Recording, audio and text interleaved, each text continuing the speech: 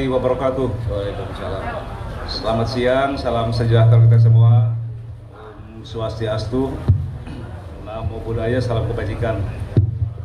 Yang saya hormati Direktur Reserse Kriminal Umum, yang saya hormati Pak Kabid Propam, Wadir Reskrim dan yang saya hormati rekan-rekan wartawan. Baiklah, pada kesempatan yang berbahagia ini saya akan menyampaikan rilis. Seperti kita ketahui bahwa pada hari Minggu kemarin, ya, di saat mulai dibukanya Car Free Day, jadi kita dikejutkan dengan aksi, bisa dikatakan aksi brutal atau premanisme, yaitu di wilayah Jakarta Barat dan Tangerang, dari kelompok yang selama ini dikenal kelompok John K.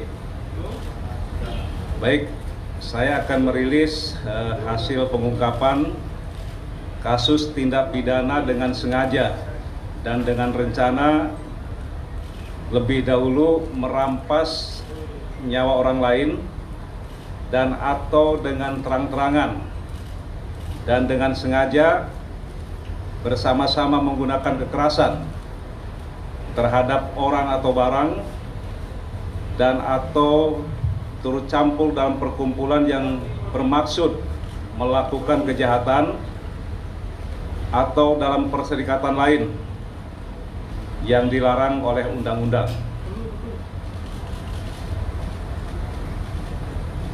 Mungkin sebagian kemarin sudah disampaikan oleh Dir Krim Jadi bahwa kasus ini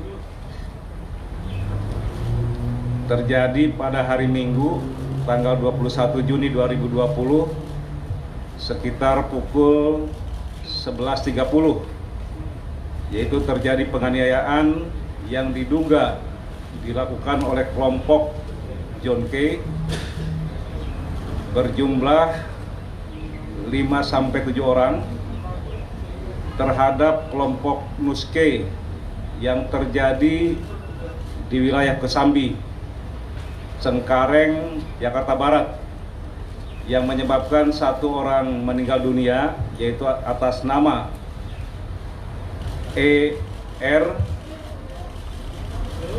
yang bersangkutan meninggal karena luka bacok di beberapa tempat, dan 1 orang lagi putus jari tangan, ya, 4 jari tangan terputus karena bacokan atas nama AR, selongnya atas nama AR. Kemudian di hari yang sama, yaitu sekitar pukul 12.25, ini ada kurang lebih 15 orang yang saat itu tidak dikenal dengan menggunakan 4 unit kendaraan roda 4 yang juga diduga dari kelompok John K, mendatangi 1 rumah, ya, dan melakukan rumah tersebut yang beralamat di perumahan Green Lake, Cluster Australia, Jalan Boulevard 52 Cipondo, Tangerang Kota. Mereka datang ke sana kemudian mencari seseorang, ya, dan di situ memang jelas bahwa rumah tersebut merupakan rumah Nus K. Yang bersangkutan tidak ada, memang saat itu ada istri dan anak-anaknya. Tetapi istri dan anaknya kemudian berusaha untuk meninggalkan tempat dan terjadilah pengrusakan rumah tersebut, mulai dari pintu, kemudian ruang tamu dan kamar, ya, yang dirusak oleh kelompok tersebut, kurang lebih 15 orang tersebut. Di samping itu juga merusak 2 unit kendaraan roda 4 milik saudara Nuske dan 1 unit kendaraan roda 4 milik tetangganya, yaitu saudara Tommy, tetangga daripada Nuske. Nah, kemudian setelah melakukan pengerusakan dan tidak ditemukan orang yang dicari, kelompok ini kemudian keluar dari rumah tersebut dan akan kembali, tetapi disitulah mereka secara brutal mereka melakukan pengerusakan terhadap gerbang perumahan dan membuang tembakan sebanyak 7 kali, sehingga menyebabkan 1 orang security tertabrak, yaitu atas nama Adi Nugroho, dan 1 orang pengemudi ojek online ya, ini tertembak di bagian kaki jempol kaki kanan. Dan saat ini kedua-duanya dirawat di Rumah Sakit Medika Karangtengah. Jadi berdasarkan laporan yang diperoleh dari masyarakat, dalam hal ini kemudian Polres Tangerang Kota bersama-sama dengan Direktorat Reserse Krimum yang dalam hal ini langsung di bawah pimpinan Direktur Reserse Krimum segera membentuk tim ya, berdasarkan hasil dari olah TKP dan saksi-saksi yang kita minta keterangan ya. Dan ya memang saat ini kita juga mempunyai tim khusus ya, tim khusus ini Satgas Anti Begal dan Preman. Jadi tim khusus ini gabungan dari Tangerang Kota, kemudian dengan anggota dari Direktorat Reserse Kriminal Umum langsung di bawah Direktur, kemudian mendiskusikan dan juga segera melakukan penyelidikan. Dari hasil penyelidikan dan juga tadi saya sampaikan dari keterangan saksi-saksi yang ada, kemudian melakukan penangkapan ya, yaitu sekitar pada hari itu juga hari Minggu tanggal 21 Juni 2020 pukul 20.15. Jadi tim gabungan ini dari Reserse Polda, kemudian dari Tangerang Kota dan Bekasi Kota yang sudah dibentuk melakukan penangkapan terhadap 25 orang ya, terhadap 25 orang di Jalan Titian Indah Utama 10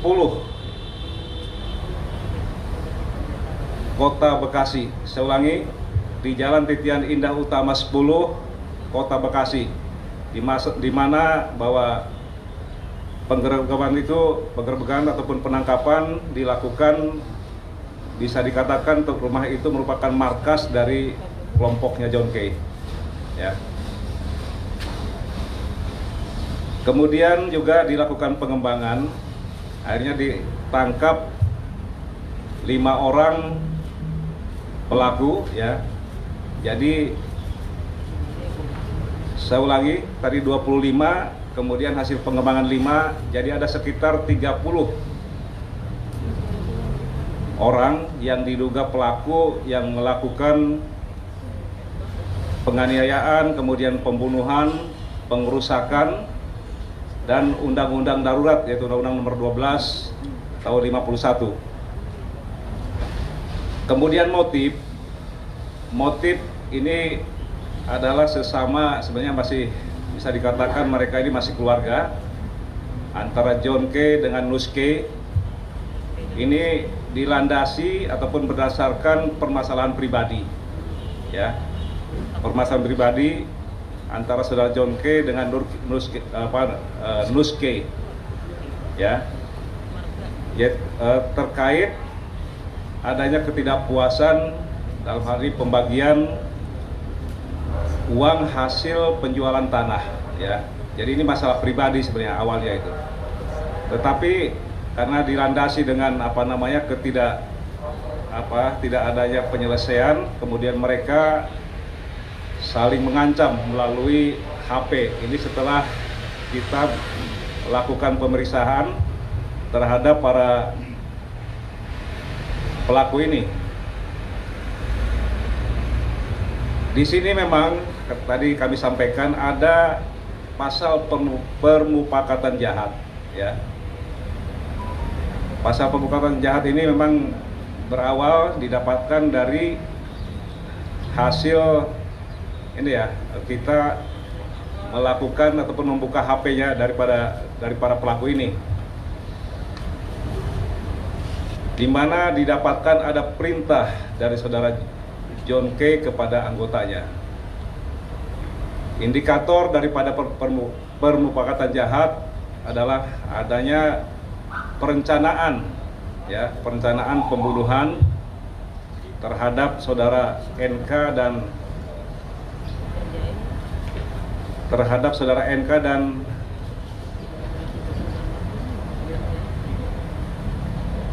ER, ya, ER atau YDR. Kemudian ada juga pembagian tugas atau pembagian peran.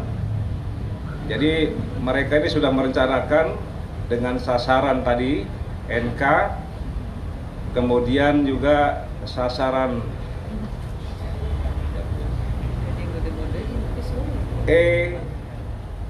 EDR, ya. Juga ada juga yang memang bertugas untuk mencari sasaran lain ataupun mereka melakukan pengamanan. Itulah beberapa indikator permufakatan jahat itu. Dan sampai saat ini para pelaku, yaitu 32 orang, saya ulangi, 30 orang masih dalam pemeriksaan untuk pendalaman peran dari masing-masing pelaku ini. Kemudian pasal yang kami terapkan terhadap para pelaku adalah pasal 88 terkait dengan permufakatan jahat, kemudian pasal 340 yaitu pembunuhan berencana, pasal 351 yaitu tentang penganiayaan, pasal 170 tentang pengerusakan, dan Undang-Undang Darurat nomor 12 tahun 51. Ini pasal yang kita terapkan terhadap para pelaku ini. Kemudian untuk barang bukti yang kami sita, itu seperti rekan-rekan lihat di depan, yaitu ada 4 kendaraan roda 4 yang digunakan untuk melakukan actionnya, kemudian 28 buah tombak, 24 buah senjata tajam, 2 buah ketapel panah, 3 buah anak panah, 2 buah stick bisbol, 17 buah HP, dan 1 buah decoder Hikvision, ya. Dan mungkin perlu diketahui bahwa saudara John K ini memang baru mendapatkan pembebasan bersyarat, yaitu pada tanggal 26 Desember tahun 2019. Demikian yang dapat saya sampaikan. Mungkin silakan ada beberapa pertanyaan dari rekan-rekan media. Pak Kapolda, selamat siang Pak Kapolda. Dan pertanyaan saya pertama, Pak Kapolda mengatakan bahwa kasus ini dimotivasi karena ada urusan tanah yang pada saat itu adalah mereka ini bersaudara. Yang saya mau tanya, pertanyaannya soal tanah, bagaimana mereka ini sehingga memicu saudara kasus tanah dendam berujung maut, itu Pak Kapolda. Kemudian dengan korban ini, kata Pak Kapolda dia adalah bersaudara. Saudara bagaimana? Apakah paman atau kemenakan? Atau sebaliknya? Kemudian Pak Kapolda, yang saya mau tanyakan,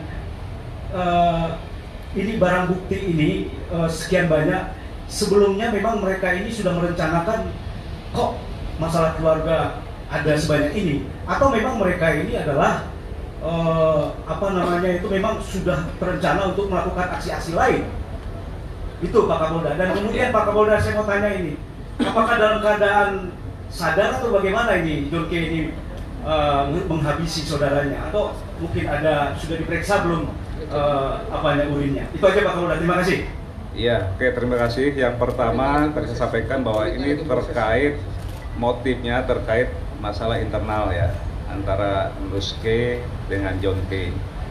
Jadi di sini memang saudara John K merasa dihianati ya terkait masalah pembagian tadi saya sampaikan, pembagian uang yang mungkin mereka tidak sampai.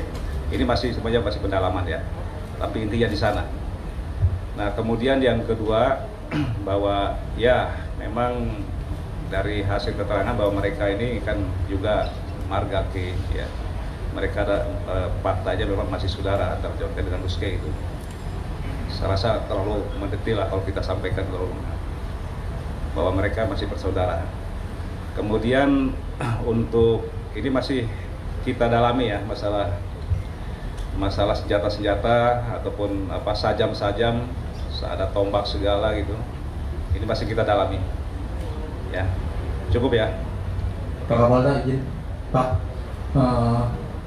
Pak di sebelah sini Pak. Mana? Pak, ini kan korban ini ditembak artinya dibacok hingga tewas.